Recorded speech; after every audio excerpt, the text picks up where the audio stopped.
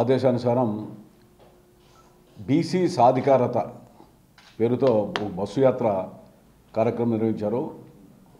రాజకీయ పార్టీలు సహజంగా వివిధ రూపాల్లో ప్రజల దగ్గర కావడానికి చేసే కార్యక్రమంలో భాగంగానే అనుకున్నాం.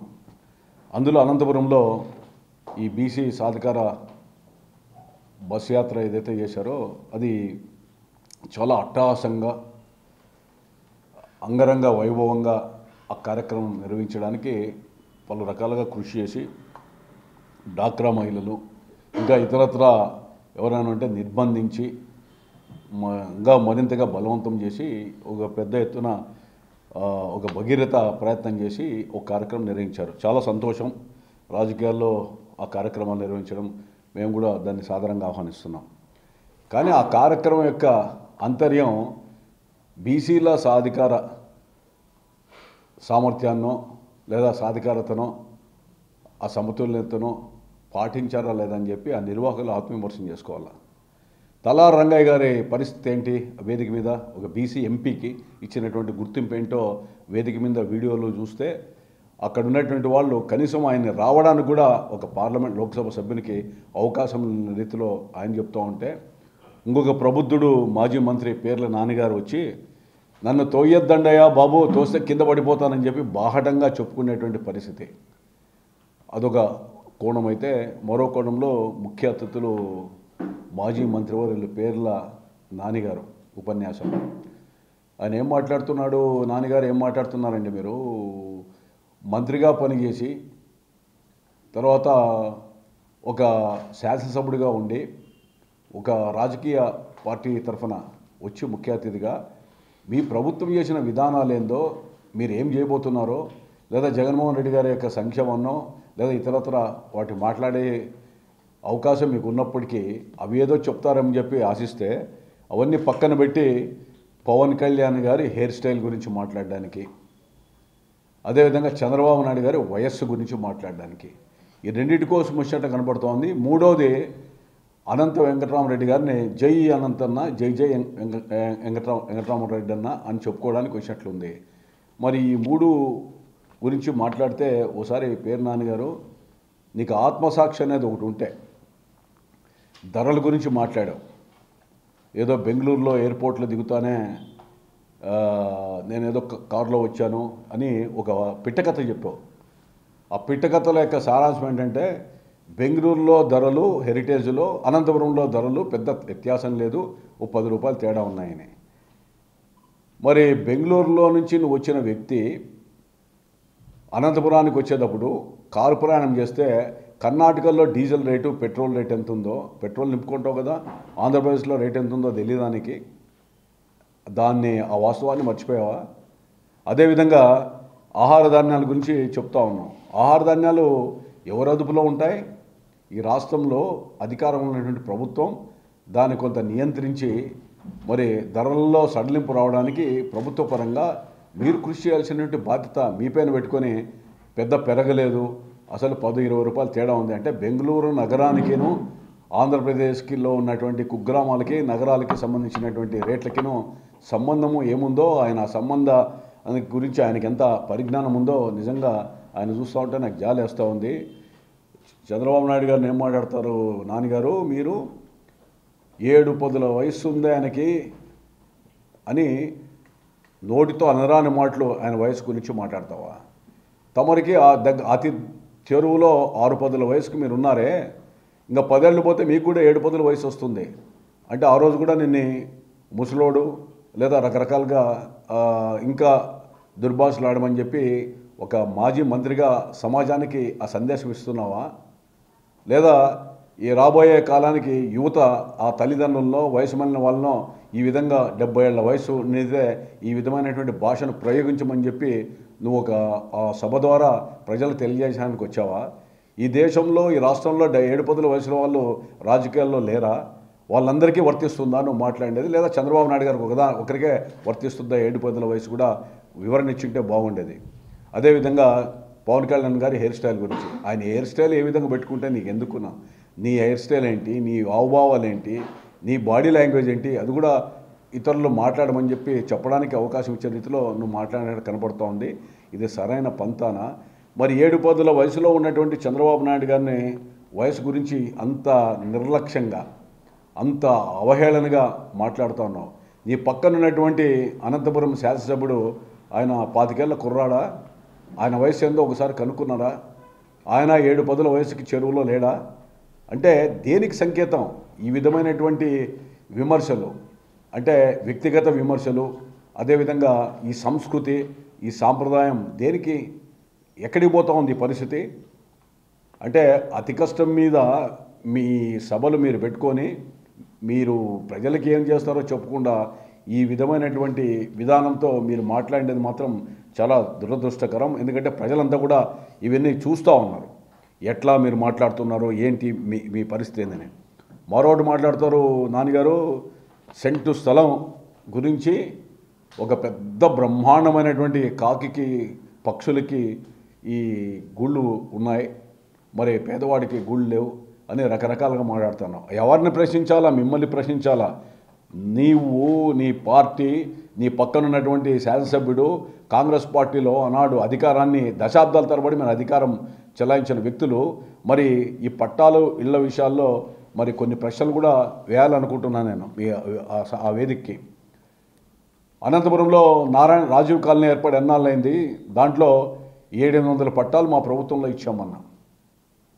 అదేవిధంగా మరాఠీ వాళ్ళు అనేక సంవత్సరాలుగా నివసిస్తూ ఉంటే, పూరి గుడిసెల్లో ఉంటే మీ శాసనసభ్యులకి, మీ అధికారంలో ఉన్నటువంటి వ్యక్తులకి, ఆనాటి మీ మంత్రులకి కనపడకపోతే పేరుకి ఈరోజు కాంగ్రెస్ అని పెట్టుకున్నారు, వైఎస్ఆర్ కాంగ్రెస్. మీరంతా కూడా గతంలో మీ తల్లిదండ్రులంతా కూడా పదవులు అనుభవించారు. ఆ మరాఠీ వాళ్ళకి ఈ పొద్దు 67 ఇళ్ళు కట్టి ఒక కాలనీ చేశాం, ఓట్లు ఆశించుకోకుండా, శిల్పారాం పక్కన. అది మీకు కనపడలేదా? అదేవిధంగా నారాయణపురంలో మరి ఆ కాలనీల్లో పట్టాలు మీరు ఇవ్వాలని మీకు కనపడలేదా? తారకాపురం పట్టాల్లో మీకు పట్టాలు ఇవ్వని కనపడలేదా? అంబారం వీధిలో పట్టాలు ఇవ్వని కనపడలేదా? ఎక్కడ పట్టాలు ఇచ్చినా తెలుగుదేశం ప్రభుత్వంలో వేలాది పట్టాలు గత 14-19లోనే కాకుండా అంతకుముందు కూడా తెలుగుదేశం పార్టీ ఆధ్వర్యంలో ఉన్నటువంటి ప్రభుత్వాలు మేము పట్టాలు ఇచ్చాం. అదేవిధంగా మరి ఇంటి గురించి మాట్లాడుతున్నాం, సెంటు స్థలం చాలనే.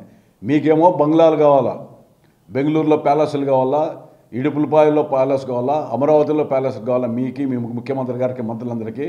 మీరు పేదవాడికి మాత్రం ఒక సెంటు స్థలం చాలనే. మరి సెంటు స్థలంలో అది కూడా ఇవ్వలేదన్నట్లు మాట్లాడుతున్నావు. మీరు గుండె మీద చేసుకొని అనంతపురం శాసనసభ్యుడు వెంకటరామరెడ్డి గారు, అదేవిధంగా నాన్నగారు, మీరిద్దరూ ఆలోచించండి. ఆ వేదిక మీద ఉన్నటువంటి ప్రజాప్రతినిధులు కూడా ఆలోచించాలా. ఎందుకంటే 6000 ఇళ్ళు, టిట్కో ఇళ్ళు 60 ఎకరాలు సేకరించి జేఎన్టీ సమీపంలో అనంతపురంలో ఇల్లు లేనటువంటి పేదవాళ్ళకి 500, 25,000 ఇట్లా, అదేవిధంగా బ్యాంక్తో మ్యాచింగ్ ఇచ్చి సెంట్రల్ స్టేట్ గవర్నమెంట్ భాగస్వామ్యంతో టిట్కో ఇళ్ళు కడితే మళ్ళీ 3,000 శాంక్షన్ చేస్తే దాదాపు 50% పూర్తి అయితే, కొంత 20% పూర్తి, కొంత 80% పూర్తి అయితే వాళ్ళకి ఇల్లు ఇవ్వాల్సిన బాధ్యత మీ మీద లేదా? ఈ పొద్దు శిథిలావస్థకు చేరాయి. మరి 6,000 కుటుంబాలు అనంతపురం అసెంబ్లీ నియోజకవర్గంలో ఉన్నటువంటి వాళ్ళు, అదేవిధంగా అదనంగా 3,000 కుటుంబాలు, అంటే 9,000 కుటుంబాలు అనంతపురం అసెంబ్లీ నియోజకవర్గంలో వాళ్ళకి ఇల్లు గత ప్రభుత్వంలో స్థలం సేకరించి మౌలిక సదుపాయాల కోసం శాంక్షన్ చేసి ఇల్లు నిర్మాణంలో ఉండి పూర్తిగా చేయాల్సిన బాధ్యత మీద ఇచ్చి వాళ్ళకి కేటాయించాల్సిన బాధ్యత, బ్యాంకుల్లో కంతులు కట్టమని చెప్పి పదే లబ్ధిదారులకు నోటీసులు కూడా వస్తూ ఉంటే వాళ్ళు ప్రతి అధికారి దగ్గర పోయి ప్రాధాయపడుతూ ఉంటే వాళ్ళ కష్టాలు నష్టాలు చూడాల్సిన బాధ్యత మీ మీద లేదా? అంటే అవి వేలాది ఇల్లు కాదా? సెంటు స్థలానికి దానికి సంబంధం ఏముంది? అంటే మంచి అపార్ట్మెంట్సు, సిరి సంపదలు, సంపన్నులతో పాటు సమానంగా ఆ యొక్క భవన సముదాయాలు నిర్మిస్తే పూర్తిగా నిర్మాణం ఉంటే ఎన్నికలు వచ్చే దురదృష్టవశాత్తు మరి ఈరోజు మీరు, మీ ఎమ్మెల్యేలు, మీరంతా పోయి జేఎన్టీ దగ్గర పాత్రికేయుల బృందాన్ని తీసుకెళ్ళి చూడండి, అవి అలాట్మెంట్ చేశామా లేదా, స్థలం అలాట్మెంట్ ఉందా లేదా, ఇల్లు నిర్మాణంలో ఉన్నాయా లేదా అని. 4.5 సంవత్సరాలైంది, దాని గురించి మీరు అతిగతి లేదు, పట్టించుకున్నారా? మీరు సెంటు స్థలం గురించి అది చెప్పిందే చెబుతూ అదో పెద్ద కథ అల్లుతూ మాట్లాడే పరిస్థితి వచ్చింది. ఇంత దౌర్భాగ్యమైనటువంటి సమావేశం కానీ, ఇంత దౌర్భాగ్యంగా మాట్లాడేటువంటి సందర్భం కానీ గతంలో ఎప్పుడు కూడా చూడలేదు. ఇప్పుడైనా మీరు ఒక పద్ధతిగా మీరు ఏం చేయగలరో ప్రజలు చెప్పకుండా అదేదో పోయి ఒక వెంకటరామరెడ్డి గారిని అభ్యర్థిగా ప్రకటించక వచ్చినట్లు కనబడుతూ ఉంది. ప్రకటించినారు, లాస్ట్కి మీరు జై జై అని చెప్పమంటే ప్రజల్లో ఎంత జైజాలు పలికారో కూడా ఒకసారి మీరు ఆత్మవిమర్శనం చేసుకోవాలా. మీరు చప్పట్లు కొట్టుకొని మీకు జైజాలు చెప్పుకుంటే ప్రజలు మీతో ఉండాలనుకుంటే అది కేవలం మీ యొక్క అభూతమైనటువంటి లేదా అసత్యమైనటువంటి ఆలోచనగానే భావించవలసి వస్తుంది. ఇది సరైన పంతా కాదు. చంద్రబాబు నాయుడు గారు వయసు గురించి మాట్లాడేటప్పుడు రాష్ట్రంలో దేశంలో 7 పదుల వయసులో ఉన్న వాళ్ళు ఎవరెవరు ఉన్నారో వాళ్ళందరికీ వర్తిస్తుందా, లేదా కుటుంబంలో ఉన్నటువంటి ప్రతి ఒక్క పెద్దలకి అందరికి కూడా ఆ వయసు మళ్ళినటువంటి వాళ్ళందరూ కూడా ఈ విధంగా మాట్లాడండి అని చెప్పి చెప్పడానికి వచ్చాడో, ఇదే పేరునికి 6 పదుల వయసు ఉంది, ఇంకా 10 ఏళ్ళ తర్వాత నీ కుటుంబ సభ్యులు కూడా నేను ఇదే అవహేళన చేసి మాట్లాడితే ఎక్కడ నీ తల పెట్టుకుంటావో పేరు నాన్నగారు? ఇది సరైన సంప్రదాయమా, పద్ధత? ఈ విధమైనటువంటి దీనికోసమైనా మీ బీసీ సాధికారత? ఆ బీసీ సాధికారత పెడితే తలారంగయ్య గారు ఎంపీ గారికి మీరు అవకాశం ఇవ్వలే. ఆడ ఆయన తల కనబడడానికి పాపం తాపత్రపడుతూ ఉంటే లాస్ట్కి ఎవరు కూడా అతనికి ముందుకు రావడానికి కూడా మరి సహకరించలే. ఒక పార్లమెంట్ సభ్యునికి, స్థానిక లోకసభ సభ్యునికి మీరు మళ్ళీ బీసీ సాధికారని చెప్తారా? తెలుగుదేశం పార్టీ హయాంలో ఎప్పుడూ జిల్లా పరిషత్ చైర్మన్లు అగ్రవర్ణాల వాళ్ళు అయ్యేటువంటి పరిస్థితి. కానీ మొట్టమొదట నందమూరి తారక రామారావు విషయంగా తెలుగుదేశం పార్టీ వచ్చిన తర్వాత బీసీలకు రిజర్వ్ చేసి లోకల్ బాడీస్లో జిల్లా పరిషత్ చైర్మన్ అనంతపురం ఒక బీసీకి ఇచ్చిన ఘనత తెలుగుదేశం పార్టీది. అంతేకాకుండా మున్సిపాలిటీల్లో ఎప్పుడూ అగ్రవర్ణాలు ఉండేటువంటి పరిస్థితి. కార్పొరేటర్లు కానీ, కౌన్సిలర్స్ కానీ, అదేవిధంగా మండలాధ్యక్షులు కానీ, సమితి ప్రెసిడెంట్లు ఎప్పుడు కూడా అగ్రవర్ణాలు, అనంతపురం జిల్లాలో అగ్రవర్ణాలు ఉండేటువంటి వాళ్ళు. ఒకరో ఇద్దరు ఎస్టీ రిజర్వేషన్లో కదిరి ప్రాంతంలో వచ్చేది కానీ ఎప్పుడు కూడా ఉండేవాళ్ళు. కానీ బీసీలకు ఇచ్చినటువంటి ఘనత అనేది తెలుగుదేశం పార్టీది. ఎప్పుడు కూడా కాంగ్రెస్ పార్టీలో అనంతపురం, హిందూపూర్ లోక్సభల్లో కేవలం అగ్రవర్ణాలు, కమ్మ, రెడ్లు ఉండేటువంటి పరిస్థితి. కానీ తెలుగుదేశం పార్టీ వచ్చిన తర్వాత మొట్టమొదట ఎంపీలనే బీసీలు చేయాలని చెప్పి చేసినటువంటి పరిస్థితి. ఇవన్నీ కూడా మీరు దృష్టిలో పెట్టుకొని మాట్లాడాలా? కేవలం ఏదో వచ్చినప్పుడు ఇష్టం వచ్చినట్టు చెప్తే మంచిది కదా. జగన్మోహన్ రెడ్డి ముఖ్యమంత్రి గారు, మీరు ఈ 4 సంవత్సరాల్లో ప్రజలకు ఏం చేశారో లేదా ఏం చేయాలనుకున్నారో చెప్పండి. కానీ ఈ విధంగా పోయి ప్రాంతాల్లో వ్యక్తిగత దూషణలకి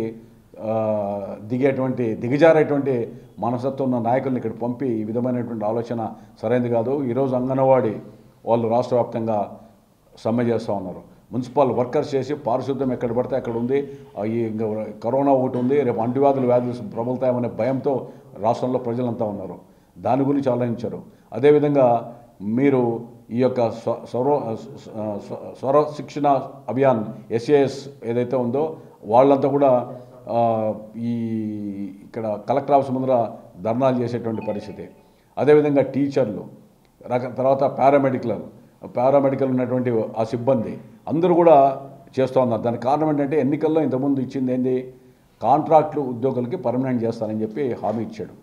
మరి ఆ హామీని నెరవేర్చాల్సిన బాధ్యత జగన్మోహన్ రెడ్డి గారు లేదా?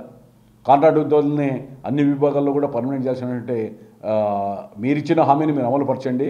మీ మంత్రులు, ఎమ్మెల్యేలు పోయి ముఖ్యమంత్రి మీద ఒత్తిడి తీసుకురండి. ఈ విధమైన ఆలోచన కాకుండా మీరు చేసేటువంటి సరైనది కాదు. ఈ సర్వశిక్ష అభియానం లేదా ఇతరత్ర ఈ చేసేటువంటి ఈ యొక్క ధర్నాలు ఇవన్నీ ఉన్నాయి. మంత్రులుగా, ముఖ్యమంత్రిగా పిలిపించి ఆ సమస్యల పరిష్కారం కోసం ఏం చేయాలో లేదా ఒక సూచన చేసో లేదా వాళ్ళ నుంచి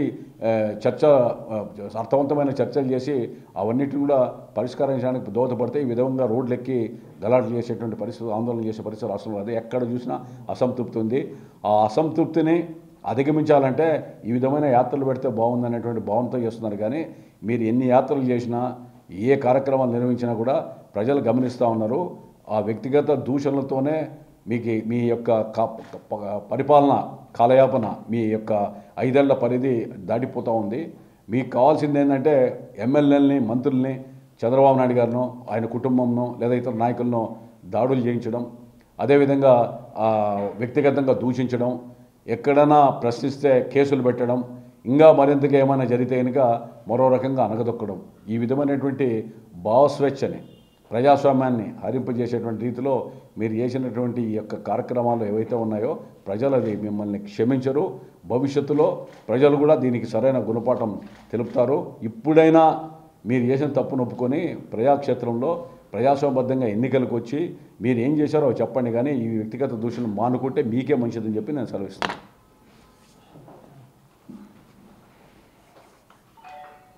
చూసావా?